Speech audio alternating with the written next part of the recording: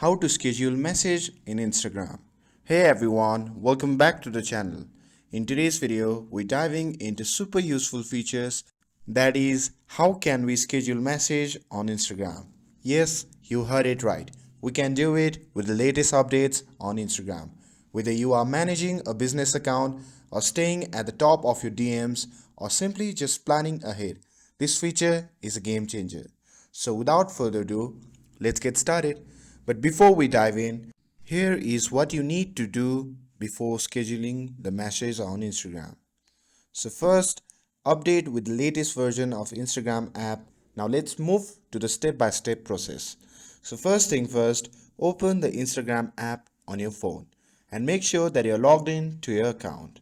Once you have opened the app, simply tap on the chat icon shown on the top right corner and you will enter to the DM section. Once you have entered the DM section, simply select any conversation or recipient you want to send a scheduled message to. And once you are inside the chat, simply type your message as you normally would. For example, I will just type, "Hello dear Sudeep."